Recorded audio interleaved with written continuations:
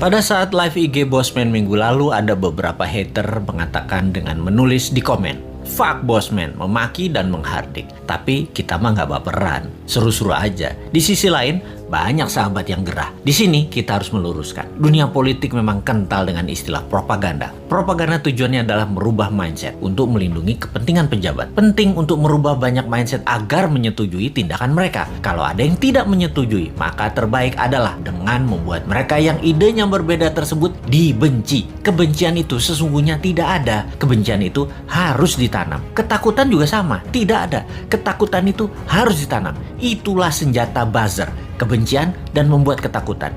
Itulah tugas pelaksana propaganda yang dalam hal ini adalah mereka-mereka yang menamakan dirinya buzzer rupiah, yaitu mereka yang dibayar oleh pejabat untuk menyerang musuh-musuh politiknya. Tugas utama buzzer sekali lagi adalah mendengungkan kejelekan orang yang mengkritik tanpa solusi, tanpa niat memperbaiki. Sementara kaum Newmind jelas niatnya memperbaiki bangsa yang utama. Gayanya nyeleneh, tujuannya untuk mendapat perhatian. Sekali lagi, nyeleneh, lucu, koplak, tajam kalimatnya, tujuannya satu, agar dapat perhatian. Tapi kalau mental pejabatnya tipis, ketakutan, insecure karena jabatannya takut hilang, telinga tipis, emosi tak bisa jaga dan tidak dewasa, kritik segar bersolusi dikirimkan para Newminder, bikin hidup pejabat gelisah dan sengsara. Makanya panik mereka, ditugaskanlah pasukan buzzer yang jumlahnya 20 ribuan untuk menjadi pelindungnya. Begitulah kalau pejabat terdiri dari orang-orang yang tidak beriman, berlindungnya pakai buzzer, bukan pada Allah. Menanamkan kebencian itu program mematikan lawan politik. Ada sih sebenarnya dalam buku putih propaganda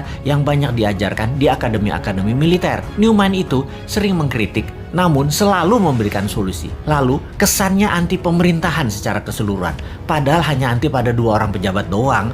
Karena dikesankan Newmind saat ini anti pemerintah, maka Newmind harus dipudarkan. Siapa yang melakukannya? Yang melakukannya adalah penggemar pejabat penguasa saat ini yang kebanyakan berciri-ciri, yaitu minoritas orang tajir beragama minoritas. Nah, kalimatnya ya, maaf kurang ajar ya, tapi saya nggak mau basa-basi. Atau yang mayoritas latar belakangnya namun terkena propaganda yang akhirnya tidak menyukai sisi seberang yang di framing jualan agama ke Arab-Araban plus dibungkus budaya Arab. Maaf, sekali lagi kalimat Bosman ini kali ini vulgar. Daripada basa-basi mendem-mendem mau realitanya gitu. Jadi begitu berhasil menggiring opini yang menganggap Bosman anti pemerintah, maka otak bawah sadar banyak orang digiring lagi oleh buzzer. Digeneralisir, Bosman itu oposisi, pendukung kadrun, dan pendukung partai kalah perang, Demokrat dan PKS. Cara kerja buzzer menggiring opini masyarakat memang begitu dan berhasil hingga saat ini membelah bangsa Indonesia menjadi 2. Sangat berhasil.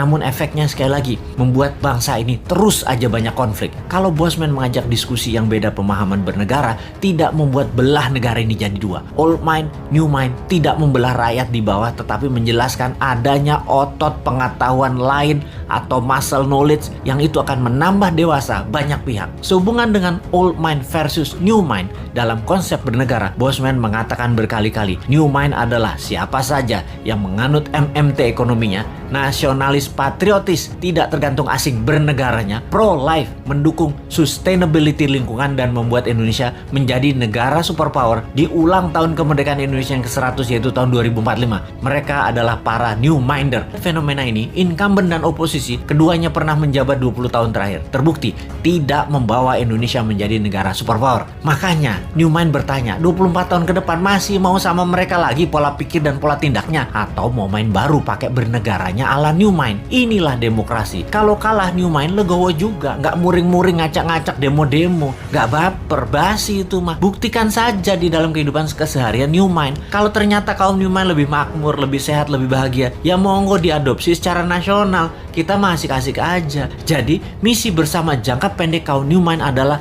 mempromosikan konsep ini ke 250 juta saudara sebangsa dan setanah air. Jadikan bahan diskusi, rembukan secara masif, dan akhirnya kesempatan itu akan dibuktikan di kotak suara tahun 2024. Kalah menang bukan masalah, itu demokrasi. Pertanyaannya sekarang, bagaimana caranya 250 juta orang mengenal dan memahami konsep Newmind dalam waktu cepat? Urusan suka nggak suka itu nomor 2. Yang penting masuk dulu dan difahami. Ada saran nggak ya supaya Newmind bisa sukses?